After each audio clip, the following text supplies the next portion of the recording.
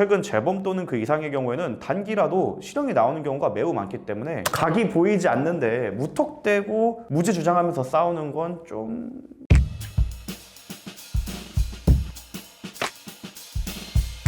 네, 안녕하세요. 법무법인 일로의 정구승 변호사입니다.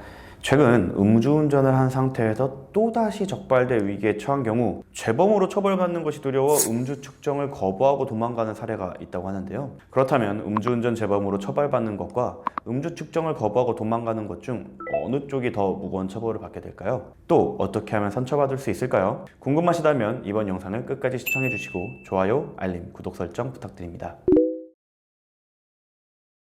먼저 도로교통법 제148조의 2를 봐야 되는데요. 도로교통법에 따르면 재범의 경우 가중해서 처벌하는 경우가 있습니다. 다만 수많은 위헌 논란과 제2법을 통해서 10년 이내에 재범한 사람만 가중하여 처벌하도록 되어 있는데요. 0.2% 이상인 경우 재범의 경우에는 2년 이상 6년 이하의 징역이나 1천만 원 이상 3천만 원 이하의 벌금에 처한다고 하여 가중을 하고 있고요. 0.03% 이상 0.2% 미만인 경우 재범 이상의 경우 1년 이상 5년 이하의 징역이나 500만 원 이상 2천만 원 이하의 벌금에 처하도록 규정되어 있습니다.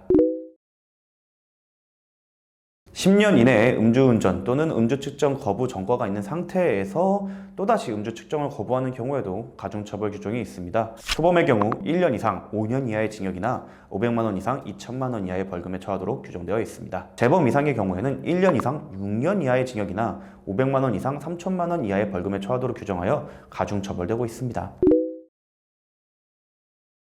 10년 내 동종전과를 했다라는 전제가 같다면 논리적으로는 0.2 이상의 음주운전이 2에서 6년으로 음주 측정 거부 1에서 6년보다 높고 양형 기준에서도 0.2 이상이 음주운전이 더 불리합니다. 근데 실무적으로는 집유 여부에서 많은 차이가 생깁니다. 바짝 엎드린 4유형과 5유형을 두고 봤을 때 죄질을 5유형을 더 안 좋게 생각하시는 경우가 많기 때문에 실형이 나오는 경우가 5유형은 훨씬 더 많습니다. 징역 2년에 집행유예 3년이 붙어 나온 경우, 그리고 징역 1년 6월 다이렉트로 실형 받는 경우, 이 사이에서 후자를 선택할 사람은 없겠죠. 따라서 논리적으로 0.2인 경우에는 그냥 거부가 낫겠네 라고 오판하시지 않길 바랍니다.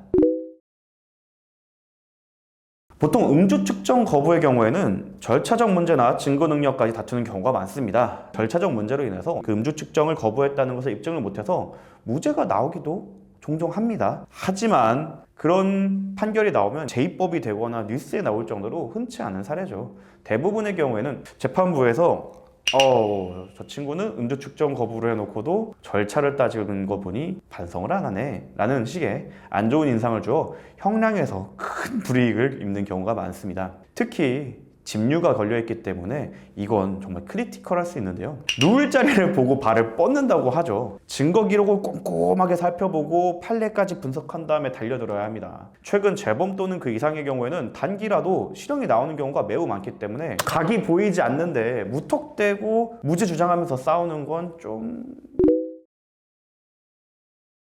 바짝 엎드리는 게 중요합니다. 그럼 이렇게 생각하실 수도 있어요. 변호인의 조력 없이, 전문가 조력 없이 혼자 대충 가서 죄송하다고 하고 나오면 되는 거 아니야? 라고 생각할 수 있는데 굉장히 위험한 생각이죠. 예전에 그런 책도 있었죠. 신화공, 시험에 나오는 것만 공부한다. 이런 이름으로 기억했는데요. 재판에도 동일한 기준이 적용됩니다. 양적준, 양형 기준에 적용되는 것을 준비하는 것이 매우 중요합니다. 이런 것들 역시 전문성과 경험이 두루 갖춰진 변호사들과 함께하는 것이 당연히 퀄이 좋을 수밖에 없습니다. 증거 능력이나 무죄 주장의 같은 경우에는 경험과 전문성이 중요한 겁니다. 실제로 이걸 많이 해봤던 변호사의 경우에는 어떨 때 누워야 하는지, 어떨 때 싸워야 하는지를 정확하게 판단할 수 있습니다. 이러한 경험을 갖고 전문성이 있는 변호사를 찾아서 또 조력을 받는 것이 당연히 중요합니다. 네, 오늘은 음주운전 재범과 음주 측정 거부의 처벌 수위를 비교해 보았습니다. 여러분, 음주운전은 절대 해서는 안 되는 위험한 행위입니다.